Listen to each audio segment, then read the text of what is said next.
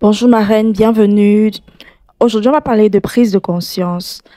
À toi qui es nouvelle par ici, je suis Paloma Choumi, coach certifié en transformation personnelle et spirituelle.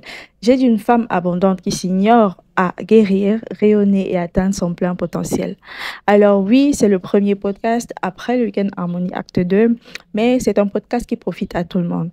La prise de conscience, ça va te faire mal, mais c'est OK.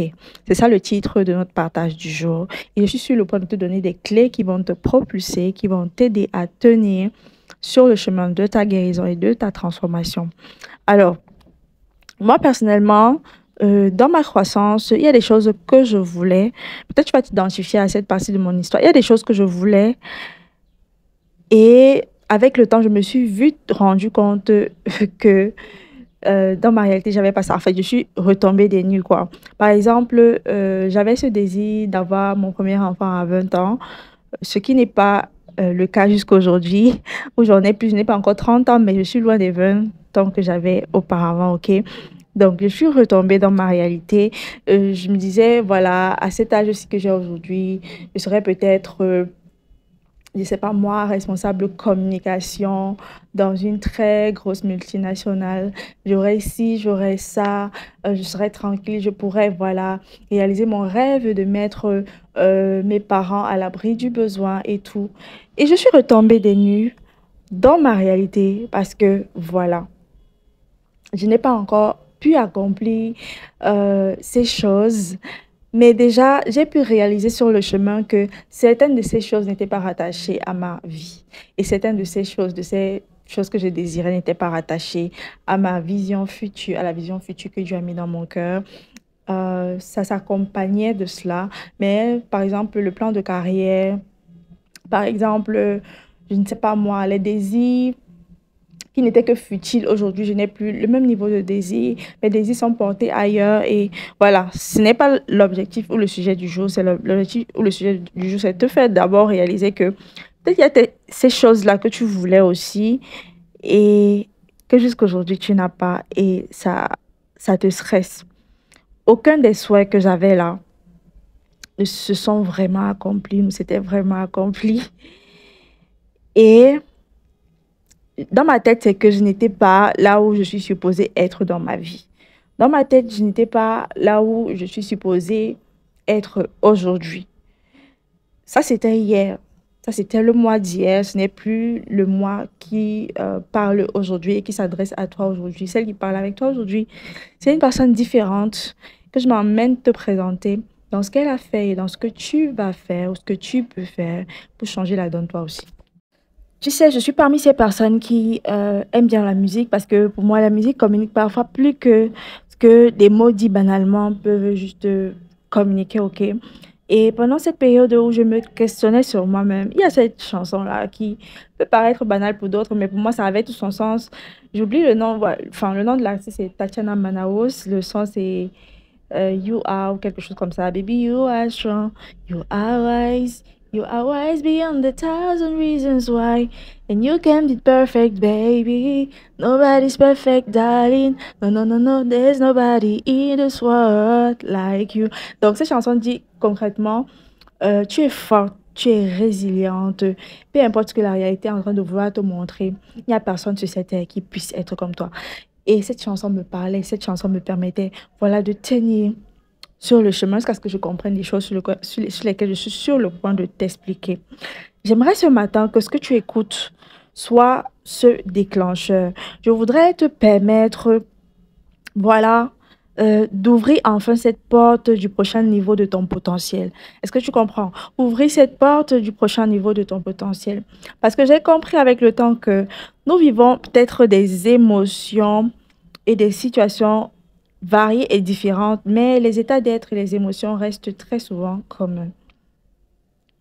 Donc, il est facile de se connecter à une histoire pour comprendre. Et c'est pour ça que j'ai introduit mon propos par cette petite histoire qui me concerne, ce pan de mon histoire qui peut être connecté à toi ou qui peut te permettre d'identifier dans tes chemins quotidiens ce par quoi tu es en train de passer, comment est-ce que tu peux sortir de là.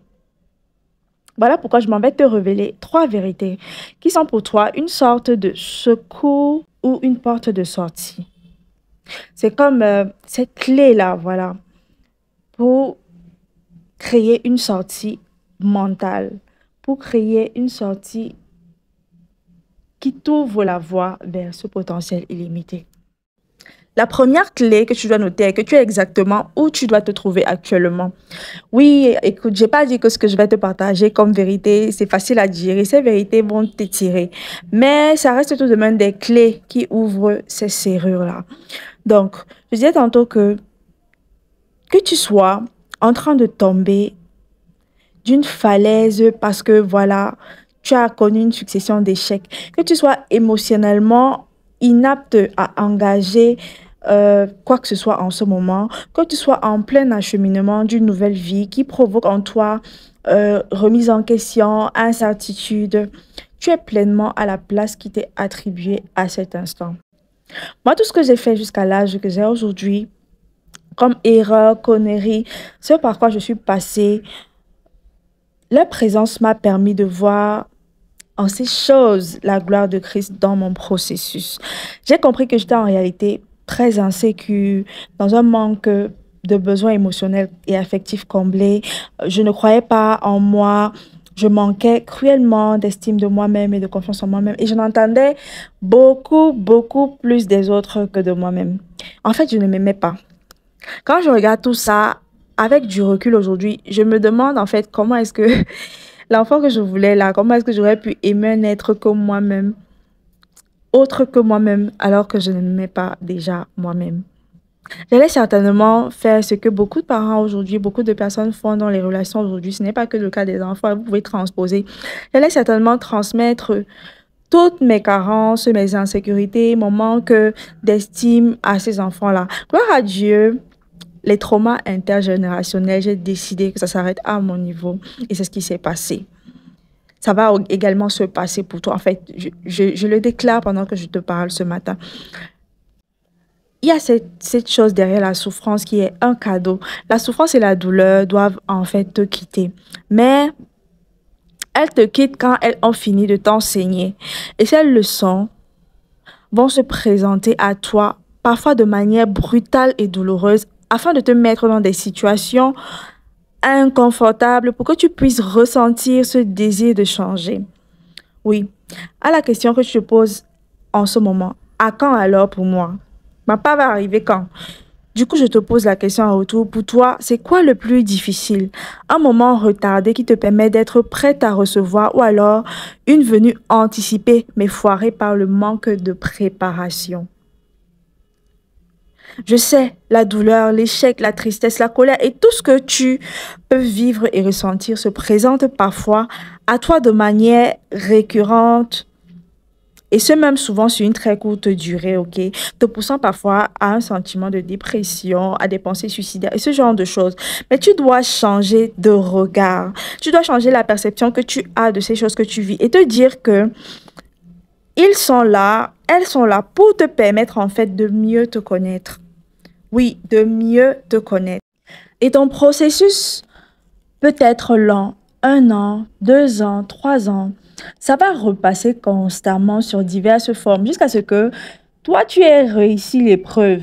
Parce que tant que tu n'as pas compris la leçon, tant que tu n'as pas, voilà, vu en cela une épreuve déjà corrigée et réussie, tu vivras ces étapes difficilement et tu seras confronté aux mêmes expériences tout le temps. Être prête, c'est être prête à pouvoir recevoir. Et pour être prête à pouvoir recevoir, il faut comprendre que le point sur lequel tu es, le point B auquel tu es passé, tu as la place qui t'est attribuée. Et pour que tu arrives au point Z, il faut que tu passes par un certain nombre de choses et que tu changes ta perception et ta perspective en rapport avec ces épreuves-là, qui ne sont pas là contre toi, mais qui sont là pour toi, pour t'aider à ressortir la meilleure version de toi-même, tout simplement. Alors, je m'en vais parler de la deuxième clé. La deuxième clé qui est que ta réalité n'est pas celle des autres. Oui, ta réalité n'est pas celle des autres. Je pense que ce qui nous fait le plus nous sentir incompétents, en retard, de manquer de confiance en soi, hormis la culture, les coutumes, la société, ce qui met, voilà, qui nous fait nous sentir imparfaits, c'est parfois aussi les réseaux sociaux. Mais je voudrais te dire ce matin, peu importe le poids, voilà, ou le niveau de confiance que tu puisses avoir en toi. Tu as découvert ton but, c'est bien. Tu marches dans ta destinée, c'est bien. Les réseaux sociaux feront un rappel à l'ordre, à ta mémoire, à ton subconscient, en te disant parfois, tu es encore loin, madame, tu n'es pas encore assez, en te présentant les gens qui ont réussi. Et à ça, si tu ajoutes les commentaires de ton entourage, les désirs de ta famille, tu arroses avec les paroles de la personne qui t'est le plus chère, tu vas te rendre compte au fil du temps ou au final que tu dois, je dois faire plus, je dois faire différemment. Ou alors tu vas choisir peut-être d'entrer dans les codes qu'on t'impose. Mais j'ai une question. As-tu déjà pleuré en analysant ta situation pour te rendre compte que tu n'es pas à ta place, tu n'as pas encore la vie que tu rêves d'avoir et tu n'es pas encore à cet objectif finalement? Ou tu es dans une posture où tu sembles ne plus être fier de toi, ne plus être fier de tes évolutions parce que tu as commencé à regarder aux autres. Ah, waouh, il fait beau chez elle, 365 jours sur 60, 365. Elle s'accomplit et pas moi. Elle fait des choses, elle accomplit des espoirs et ça te met dans un état de frustration. Il faut savoir que ça brise des vies. Ça tue des rêves. Cette façon de faire, cette façon d'être, ça tue des projets dans l'œuf. Ça tue des projets à l'étape de graine. Mais ça ne doit pas le faire indéfiniment. Ce n'est pas là pour briser tes rêves et tes projets à perpétuité. Ça aura le pouvoir que tu continues de lui donner. Oui, ça aura le pouvoir que tu continues de donner jusqu'à ce que tu lâches ça. Et que tu te dises, jusqu'à quand je vais vivre selon les standards des autres? Jusqu'à quand? À un moment, il est urgent de se poser cette question que tu désires tant te poser, mais que tu n'oses pas. Que désires-tu pour ta propre vie? Qu'est-ce que tu veux voir dans ta vie? Si tu enlèves 2 minutes le sentiment de honte, de culpabilité, d'infériorité, si tu enlèves le sentiment de rejet et d'abandon, si tu te libères ou tu libères cette voix qui crie à l'intérieur de toi et qui te supplie afin d'être entendue, que dirait-elle? Si tu faisais rien que 5 minutes abstraction du désir de plaire aux autres, de combler les besoins des autres, de combler les attentes des autres, et que tu te focalisais sur toi, mon abondante, et que tu te focalisais loin de ces attentes, que serais-tu aujourd'hui? Avec qui serais-tu aujourd'hui? Et sans qui serais-tu aujourd'hui? Réponds sans état d'âme à cette question. Tu dois comprendre ça. Tu dois comprendre que tu as ta propre réalité et ta réalité n'est pas celle des autres.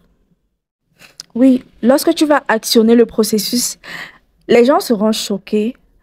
Parfois même, ils seront frustrés parce que toi, tu oses être toi. Tu oses être heureuse à ta manière, comme tu l'entends. Parce que tu as compris que ce besoin d'être heureuse ne se trouve pas dans leurs règles, ni dans leurs codes, ni dans les coutumes, ni dans les croyances limitantes. Tu entendras des gens te dire, ah, Margot, tu es bizarre, ma soeur, tu es devenue bizarre, tu as changé. Oui, c'est vrai que tu as changé, mais plus dans leur façon de comprendre le changement, ni non plus dans leur compréhension, oui, mais tout simplement parce que tu as guéri. C'est important de noter ça. La troisième clé qui va ouvrir la serrure et l'une des clés les plus importantes, c'est que tu dois rester forte. Tu restes, je conjugue ça au présent, tu restes forte parce que ton heure est arrivée. Ta nouvelle vie va perturber ton équilibre psychologique. Ta nouvelle vie va te coûter des amis, des relations. Elle va te coûter le sentiment d'être aimée et comprise par les autres. Mais ce n'est pas grave. Ceux qui sont destinés à être sur ton chemin et à y rester doivent te connaître sur toutes tes formes. Cette vie va te permettre de créer une nouvelle zone autour des choses qui te permettent actuellement d'avancer au lieu d'être apprécié. Cette vie va te conduire à te sentir aimée au lieu de juste te sentir comprise. Tout ce que tu t'apprêtes à perdre est ce qui n'était pas destiné à la personne que tu es aujourd'hui. Tout ce que tu t'apprêtes à perdre, ok, j'insiste là-dessus, est ce qui était destiné à une personne que tu n'es plus aujourd'hui. En grandissant, on perd et on perd même des personnes à qui on donnait de la valeur de 10 000 euros, alors que non, ces personnes n'en valent même pas 10 euros. Alors pourquoi refuser de laisser tomber ce qui a peu de valeur pour nous donner la possibilité de recevoir bien plus? Cette clé que je te donne est comme la plus difficile. Elle secoue ce que tu viens de construire entre les deux précédentes. Mais tu dois tenir, tu dois être forte. C'est comme les derniers kilomètres à parcourir à la fin du marathon avant la victoire. Tu dois être forte, tu dois tenir. Même si tu n'es pas encore prête pour le jour J, ton grand jour, cette révélation, les combats, la prise de conscience, le travail personnel que tu fais actuellement, c'est dans le repos total. Oui, cela ne peut plus te permettre de rester dans le noir. Quand tu vas arriver à ces trois clés, tu vas comprendre même avec difficulté que tu avais le choix de ne pas rester là, de ne pas te définir par rapport au code de ta famille, de la société, des réseaux sociaux. Tout va basculer. Et cet immeuble que tu as construit toi-même sans fondation va s'effondrer de très haut. Oui, pas pour te faire du mal, c'est pour un but de te reconstruire sur de vraies bases, une vraie fondation. La vie te fait traverser des étapes qui ne sont pas contre toi. C'est ton processus. Sois moins difficile envers toi-même. Sois patiente et sois tolérante. Tu es exactement où tu dois être. Cesse de te comparer. Cesse de comparer ton temps à celui des autres. Il y a les autres et il y a toi avec le T majuscule. Si tu peux retenir quelque chose de ce partage. Car ta réalité n'est pas celle des autres. Et enfin, cette lumière étouffée qui finit par briller. Cette lumière qui ne voulait pas être dévoilée est enfin allumée et ne sera plus jamais éteinte. Parce que c'est comme le soleil. Ma soeur, mon abondante, accroche-toi à la corde. Parce que bien que ton moment soit arrivé, ce vent va souffler très fort et il emportera les gens que tu aimes, mais qui ne sont pas forcément très utiles dans ton chemin, qui ne seront pas forcément très utiles pour toi, si ce n'est t'apprendre des leçons de résilience, t'apprendre des leçons de vie pour toi. Et peu importe le temps que ça va prendre, ton processus de transformation est enclenché. Et ton processus de transformation va t'apporter ces atouts nécessaires pour finir la course. Et n'oublie surtout pas que tu n'es pas seul. Moi, je t'aime. Nous t'aimons dans la famille Harmonie. Et n'oublie pas que tu es résiliente et forte. Et que tu es dans ce processus de polir ton or. Parce que oui, tu es sorti de la boue. C'est de ça qu'il s'agit. Transformons la boue en or. Tu es dans ce processus de polir ton or et de lui donner de la valeur sur le marché mondial, sur le marché international. Parce que l'univers, le monde a besoin de voir qui tu es. Tu as énormément à donner. Tu es une personne extraordinaire qui mérite d'être révélée. Tu es la femme abondante qui mérite d'être révélée. Merci d'avoir écouté jusqu'à la fin. Prends cela au sérieux, mets cela en pratique. Et n'hésite pas à me donner des retours ici, dans mes réseaux sociaux, dans le groupe Harmonie. Si tu es dans le groupe Harmonie, n'hésite pas à donner ces retours. Et porte-toi bien. On se retrouve très vite la semaine prochaine pour un nouvel épisode d'encouragement dans ton parcours de guérison, de transformation, de rayonnement et d'atteinte de ton plein potentiel. C'était Coach Paloma. À très vite.